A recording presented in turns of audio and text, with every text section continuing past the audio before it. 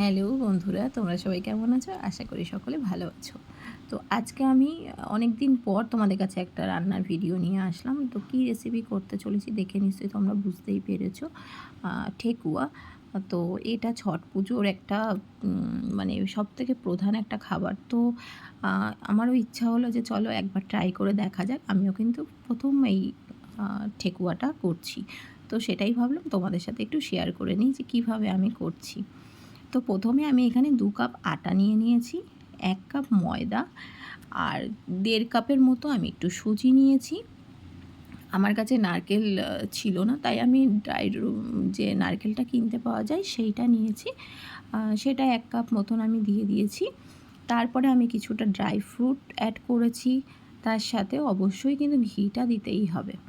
তো দেখো এখানে আমি ভালো করে সব কিছু একসাথে মিক্স করে নিচ্ছি এবং একটা দেখে নিচ্ছি ভালো করে এটা এর মধ্যে ময়াম যেটা হয় না সেটা ঠিকঠাকভাবে হয়েছে নাকি, কারণ ঘি দিয়েছি যেহেতু। তো এরপরে আমি এখানে গুড় দিয়েই আমি ঠেকুয়াটা করব।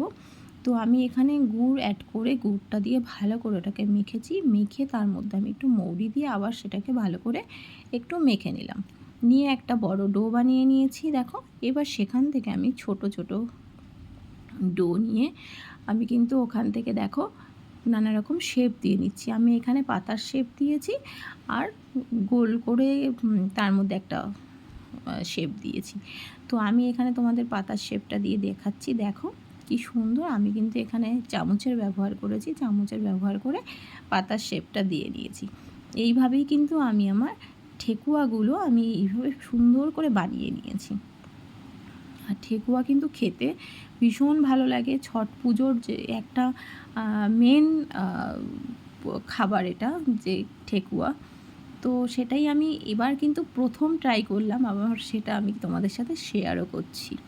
তো ভিডিওটা দেখবে এবং দেখে বলবে কিন্তু অবশ্যই কমেন্ট করে কেমন হয়েছে। তো দেখো কথা বলতে বলতে আমার কিন্তু এখানে সব ঠেকুয়াগুলো রেডি হয়ে গেছে করা। তো চলো এবার এগুলোকে আমি আস্তে আস্তে তেলে ফ্রাই করে নেব। তো এখানে আমি একটা প্যান বসিয়ে নিয়েছি দেখো, এবং তার মধ্যে তেল দিয়েছি। তেলটাকে গরম করে নিয়েছি, নিয়ে আমি কিন্তু একদম লো হিট করে দিয়েছি। লো হিটে রেখেছি ওভেনটাকে, যেহেতু এটা কিন্তু বাড়িয়ে যদি আমি ভাজি তাহলে কিন্তু এগুলো পুড়ে যাবে আর ভিতরটা কাঁচা থাকবে। তো আমি একদম এটাকে লো স্টিমে দিয়ে আমি কিন্তু দেখো সব ঠেকুয়াগুলো এক এক করে দিয়ে দিচ্ছি। দিয়ে এটাকে আস্তে আস্তে আমি ভেজে নিচ্ছি সুন্দরভাবে।